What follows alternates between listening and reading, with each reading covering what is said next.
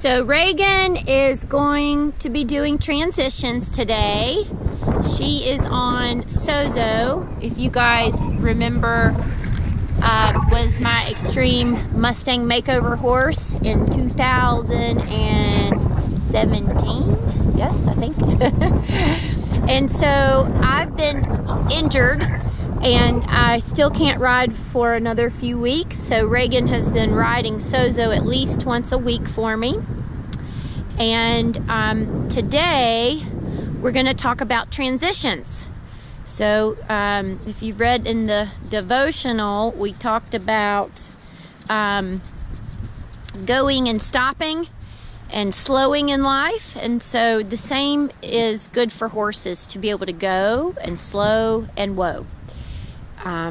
And transitions are excellent for horses because it helps to capture them mentally. So if you're riding, you're able to stay connected with your horse by or through transitions, because they're having to stay in touch with you to see what it is that you want to do next. It's also good for their body physically to do transitions. If a horse was trotting long distances, that would increase their endurance, and that's great too. But when a horse is able to transition between walks and trots and canters and stops and backups, that's sort of like interval training. And that helps them to become more balanced and supple and responsive. And so transitions are just a wonderful way to grow your horse mentally, emotionally, and physically. Okay, so Miss Reagan.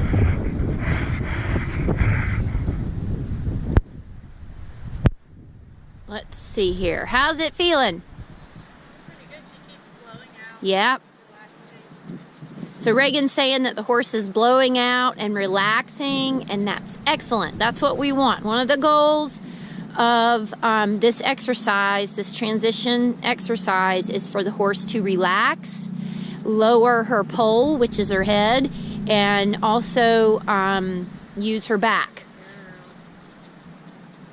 So that's really a goal. And for this horse, relaxation is key. For all horses it is, but where this horse is in her training, we can't really do anything else until she is relaxed. So we're going to focus on transitions and relaxation through transitions today. All right, so the walk looks pretty good.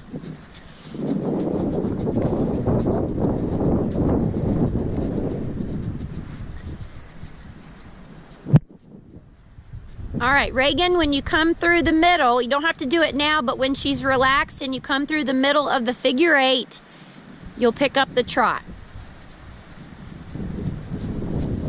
That's good.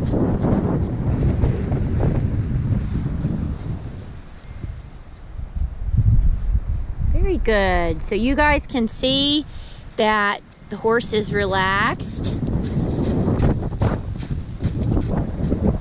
And Reagan's trying to keep her at a nice tempo. So sometimes Sozo has or sometimes she wants to speed up or slow down, and we're not quite ready to do that yet. We got to get her at a certain tempo. Good.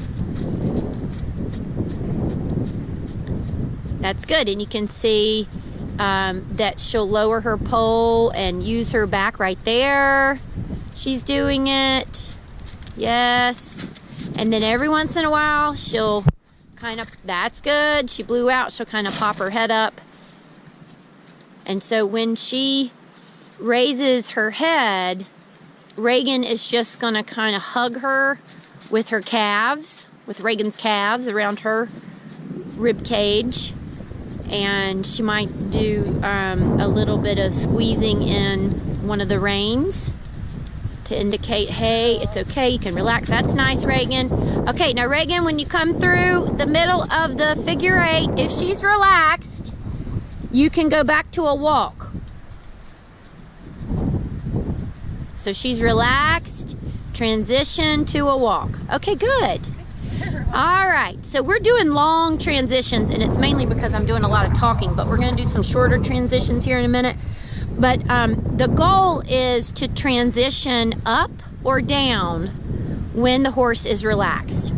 So right there, we had a relaxed, Sozo had a relaxed trot, and Reagan was able to transition downward. Earlier, we had a relaxed walk, and Reagan was able to transition upward.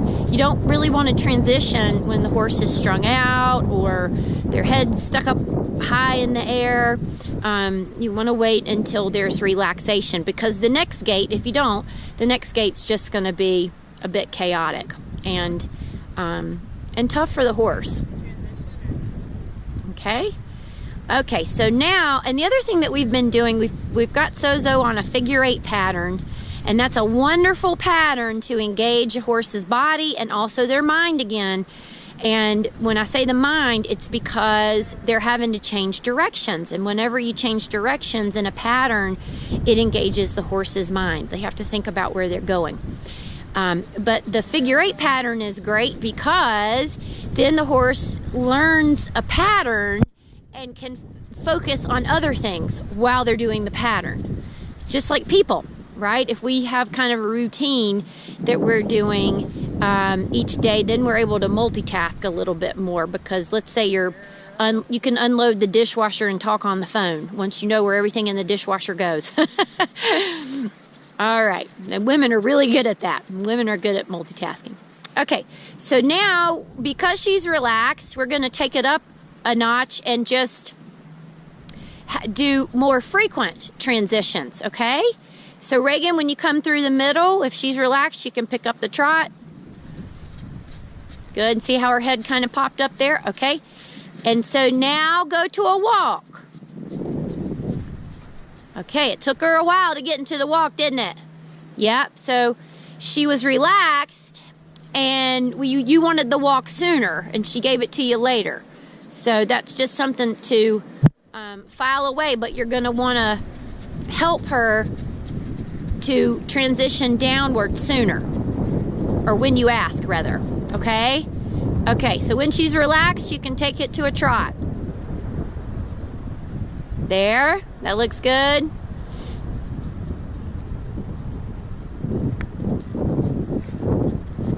Good, and walk. That was better.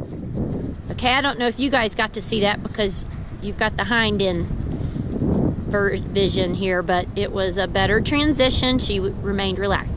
Okay, and trot. So I'm just saying trot and walk when I see the horse relax, but here's a better way to do it.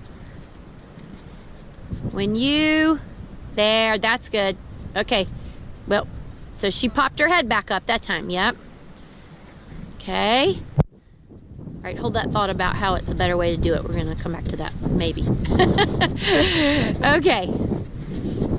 Little bit more of a working walk.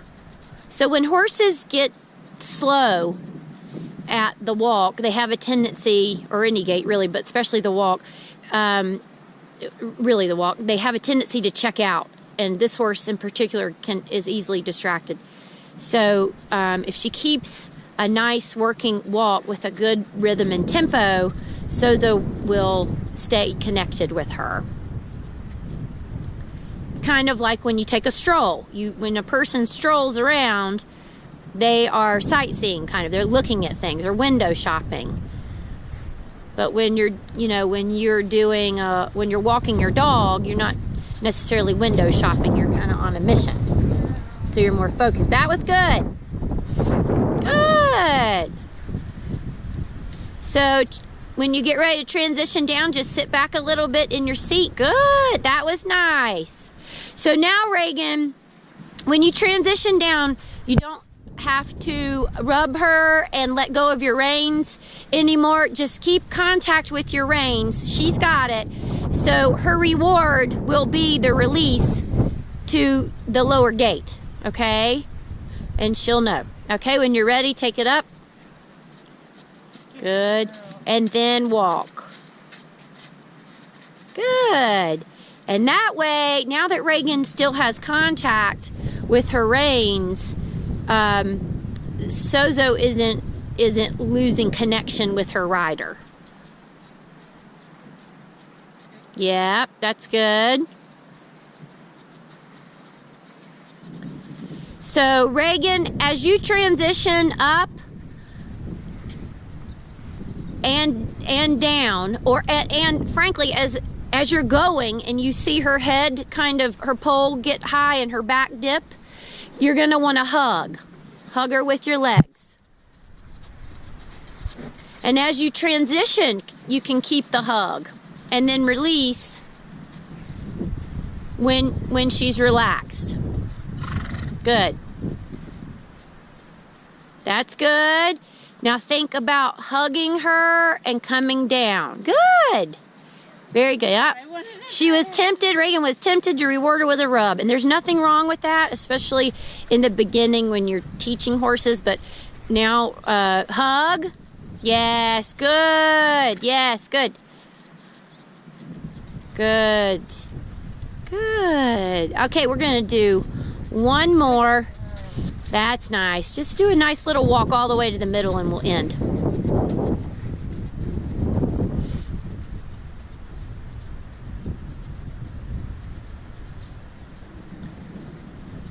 And we'll kind of get a close-up here.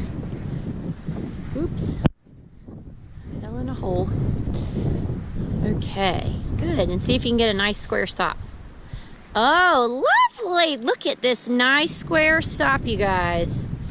She's got her back foot cocked, so I think she's pretty relaxed. That's really good. Okay, so one of the things, just as a recap, that we did was we put the horse on a pattern, and that's good because the horse learns the pattern. They don't have to worry so much about where they're going once they learn it, and they can focus on the transitions. And they can focus on you and be prepared for whatever it is that's coming next. Then we transitioned. Today we just did from a walk to a trot and a trot to a walk. So we just transitioned up and down. However, and in another video, we'll do transitions within the gaits. So that means we might do a fast walk, a medium walk, and a slow walk. Okay, those are other ways of transitioning. But for today's purposes, that's what we did. And then one of the ways that Reagan helped her stay relaxed and keep her pole lowered and her back lifted was to just hug her around her. I'm just getting on Reagan's calves there. Using her calves to hug the barrel of the horse. And instead of, you don't want to dig your spurs or your heels into the horse, you just round your legs around the horse. It's like you're lifting up their belly. And that's the way to think about it. And then she used, and I'll show you this in another video, but she used her rein to do what I call squeezing a sponge. And used, yeah, she's doing it right now, and the horse is lowering her head. But basically just kind of using her pinky on one hand to kind of squeeze, like you'd squeeze out a sponge, and communicate, hey, just lower your head, and then the legs say, lift up the belly. And so Reagan was doing that while she was asking for a transition, so that if Sozo was coming from a trot to a walk, that she wouldn't just abruptly throw her head up and flatten out her back or dip her back down as she transitioned downward. So those were some of the things we're doing. Okay, good job, Reagan. Thanks so much. Good job, Sozo.